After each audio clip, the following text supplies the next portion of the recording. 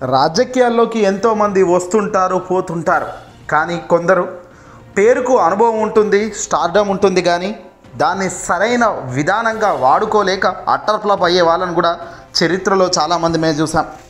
ఇక తాజాగా ఆంధ్రప్రదేశ్ ప్రస్తుత రాజకీయ విషయానికి వస్తే మాత్రం పొలిటికల్గా ఎలాంటి క్రేజ్ లేకపోయినప్పటికీ సినిమాకున్న ఇమేజ్ను పట్టుకొని రాజకీయాలకు వచ్చిన వ్యక్తి పవర్ స్టార్ పవన్ కళ్యాణ్. సినిమాలో అమోఘమైన ఫ్యాన్ ఫాలోయింగ్ పొందిన తర్వాత రాజకీయాల్లో చక్రం తిప్పుతా అని ఏకంగా 10 ఏళ్ల క్రితం జనసేన పార్టీని స్థాపించిన వ్యక్తి పవన్. పార్టీ స్థాపించాడు, కానీ దానికి తగ్గట్టుగానే రూల్స్ ప్రకారం పర్ఫెక్ట్ ప్రణాళికలు వేయలేకపోయాడు. 10 ఏళ్ళు అయిపోయినప్పటికీ ఈ పొద్దు దాకా కూడా ఆయన ఎక్కడి నుంచి పోటీ చేస్తాడు, ఎక్కడి నుంచి గెలవాలో అనే దానిపై సతమతం అవుతున్నాడంటేనే తెలుస్తుంది అతని లక్ష్యశుద్ధి, చిత్తశుద్ధి ఏ రకంగా ఉందో అన్నది. తాజాగా ఆంధ్రప్రదేశ్ సీఎం జగన్మోహన్ రెడ్డి గారిని ఢీకొట్టేందుకు అందరూ కూటమి కట్టారు. టీడీపీ, జనసేన, బీజేపీ అంతా ఒక్కటై జగన్పై యుద్ధం చేస్తున్నారు. కట్ చేస్తే ఇక్కడ ఆంధ్రప్రదేశ్లో ఊహించని కీలక పరిణామాలు వస్తున్నాయి. ఎంతమంది కలిసి వచ్చినా గెలిచేది జగనే అనేది సర్వే రిపోర్ట్లు చూస్తుంటే అర్థమవుతుంది. ప్రజల ఆశీస్సులు కూడా జగన్ వైపే మెండుగా ఉన్నాయి. ఇక్కడ పవన్కు భయం పట్టుకుంది. గతంలోనే మనం ఓడిపోయాం. భీమవరం, గాజువాకలో 2019లో ఎన్నికల్లో పోటీ చేశాడు శాసనసభ ఎమ్మెల్యేగా. కానీ అభ్యర్థితోనే అసలు ఓట్లు కూడా పవన్కు వేయలేదు. గాజువాకలో ఓడిపోయాడు, భీమవరంలో ఓడిపోయాడు. చివరకు జనసేన పార్టీ నుంచి గెలిచిన రపాకా సైతం వేరే పార్టీ, అధికార పార్టీ వైసీపీలోకి వెళ్ళిపోవడం జరిగింది. ఇక ఈసారి కనుక ఓడిపోతే టాలీవుడ్ ఇండస్ట్రీ ముందు ఇజ్జతి పోతుందని, టాలీవుడ్లో పెద్దలు నవ్వుకుంటారని, ఫ్యాన్ ఫాలోయింగ్ కూడా కుప్పకూలుతుందని, ఇక మరోసారి నమ్మే పరిస్థితి ఉండదు, రాబోదు అన్నది పవన్కు నిర్మోహమాటంగా ఇప్పుడు దగ్గరికి వచ్చాక అర్థమైందట. జనంలో మనం లేము, ఎన్ని చేసినా జనం ప్రేమ మనకు రావడం లేదు. అభిమానం వేరు, అభిమానం ఓటు దాకా పోవట్లేదు అన్న ఆలోచనలో పడ్డ పవన్ ఇప్పుడు దిక్కుతోచని పరిస్థితిలో ఉన్నారు.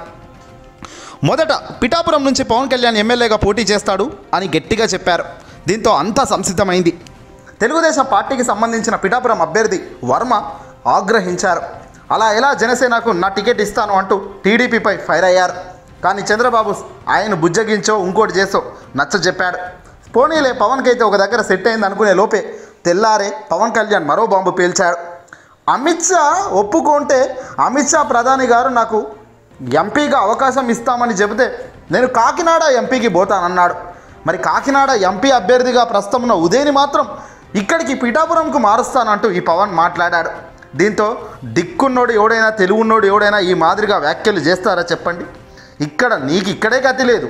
చంద్రబాబు సెట్ చేస్తే ఇక్కడ గతి వచ్చింది, మళ్ళీ నువ్వు పోయి మళ్ళీ అక్కడికి పోయావు. కాకినాడ ఎంపీలా ఉన్న ఉదయని గెలికి అక్కడ మేము స్వాప్ చేసుకుంటామంటే ప్రజలు పిచ్చోళ్ళ, అభ్యర్థులు వదులుకున్నోళ్ళు ఏమన్నా పాగలగాల?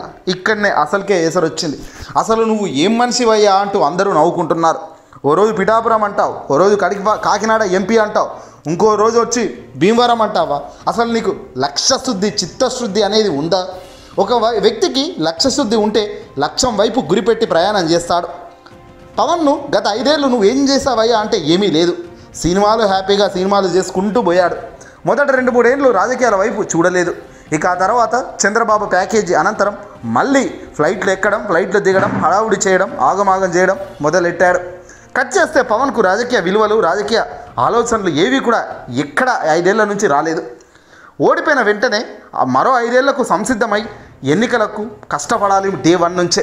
5 ఏళ్ళు పవన్ గట్టిగా ఒక నియోజకవర్గాన్ని ఎంచుకొని ఉండి కష్టపడి ఉంటే బహుశా ఇప్పుడు ఈ పరిస్థితి వచ్చేదా చెప్పండి? కానీ ఇవేవి ఆలోచించని పవన్ కేవలం వ్యూహాలు రాయడం కాదు, చేయడం కాదు, 4 డైలాగులు గట్టిగా చదవడం, ప్రజలను ఆకట్టుకునేలా చప్పట్లు కొట్టేలా చేసుకోవడం, చివరికి ఆ చప్పట్లు కొట్టిన ప్రజలు కూడా ఓటు వేయకుండా తయారవుతుంటారు. ఇలాంటి పరిస్థితుల్లో పవన్ గెలుస్తాడా అంటే గెలవడు. ఈ సంగతి అందరికన్నా బాగా పవన్కే తెలుసు. ఎలా ఓడిపోతానో, ఎంత దారుణంగా ఉంటుందో ఓడిపోయిన తర్వాత అన్నది కూడా తెలిసినప్పటికీ పవన్లో భయం మరింత పెరిగింది. దీంతోనే పవన్ చేతులు ఎత్తేస్తున్నట్టు తెలుస్తుంది. ఎన్నికలకు దగ్గరికి రాగానే నేను డైలాగులు 4 గట్టిగా చెప్పి నాకు త్యాగం అంటే ఇష్టం, నేను త్యాగం చేసి ఇంకొకరికి జీవితం ఇస్తాను, నా జీవితం ఎలాగో నాశనం అయిపోయింది, ఇక మీరన్నా పంచుకోండి అన్నట్టుగా పవన్ ఎక్కడి నుంచి పోటీ చేయకుండా ఇంకోటికో అభ్యర్థికి ఛాన్స్ ఇచ్చి చేతులు ఎత్తేసే పరిస్థితే ఉంటుంది. చివరికి ఆ జనసేన పార్టీని, కుప్పకూలిన పార్టీని తీసుకెళ్ళి ఏ కేంద్రంలో కలిపేసి దండం పెట్టే దానికి కూడా పవన్ వెనకడుగు వేయరు అన్నది అర్థమవుతుంది.